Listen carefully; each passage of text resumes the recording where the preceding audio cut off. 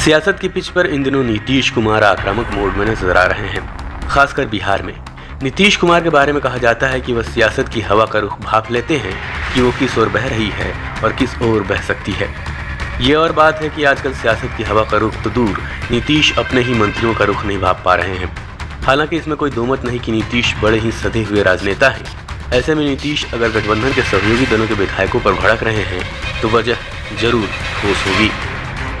वो पिछले कुछ दिनों से अपनी ही गठबंधन के सहयोगी दो पार्टियों के 3 नेताओं की क्लास लगा चुके हैं। राजनीतिक पंडितों की माने तो नीतीश कुमार की पार्टी के कई विधायक भारतीय जनता पार्टी और एनडीए में शामिल दलों के नेताओं के संपर्क में हैं।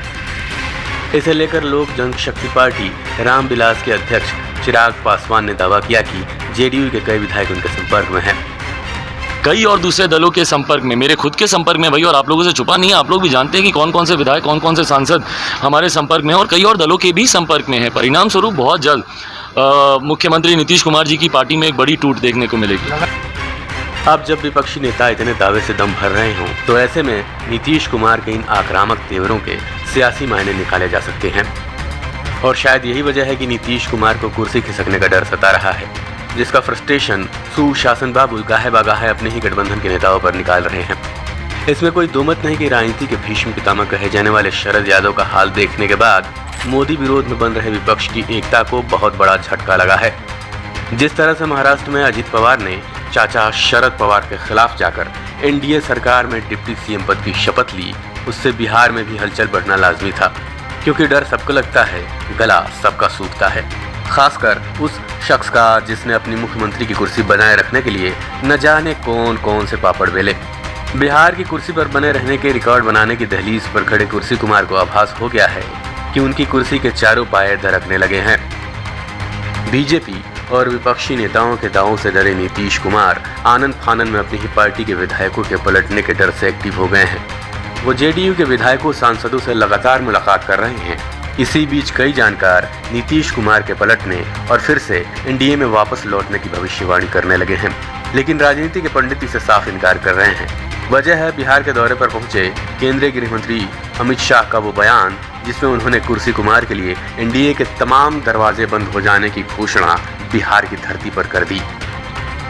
और मैं पर एक बात स्पष्ट कर देता हूं, किसी के मन में ये संशय हो कि चुनाव के परिणामों के बाद नीतीश बाबू को फिर से भाजपा एनडीए में लेगी, तो मैं बिहार की जनता को स्पष्ट कह देना चाहता हूं और लल्लन बाबू को भी स्पष्ट कहना चाहता हूं, आप लोगों के लिए भाजपा के दरवाजे हमेशा के लिए बंद हो चुके हैं।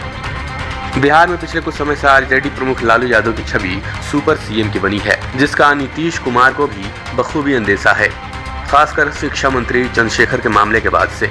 ये तो पूरे बिहार को पता है कि आरजेडी कोटे से मंत्री चंद्रशेखर की अपने ही विभाग के अपर सचिव के पाठक से नहीं बनती।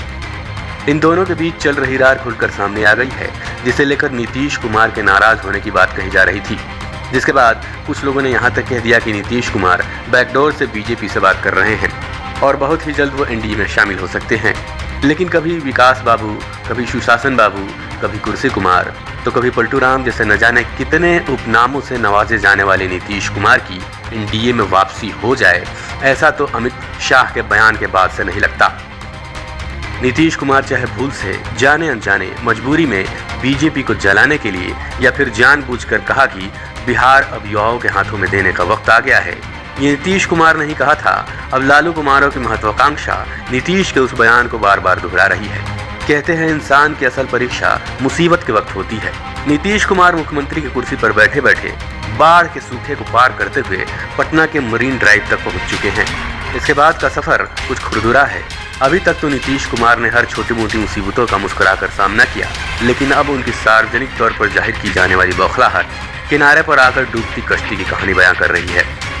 यही वजह है कि नीतीश कभी लालू परिवार के सबसे करीबी राबड़ी देवी के मुंह बोले भाई सुनील सिंह को फटकार लगा देते हैं, तो कभी कांग्रेस विधायक को। राजनीतिक धुरंधरों की माने तो नीतीश का यह आक्रामक अंदाज लालू की सुपर सीएम वाली इमेज को तोड़ने की एक नाकाम कोशिश हो सकती है। बहुत बहुत धन्यवाद। हमारे चैनल को सब्सक्राइब करें और लाइक का बटन जरूर दबाएं। आप अपनी राय हमें कमेंट बॉक्स में दे सकते हैं।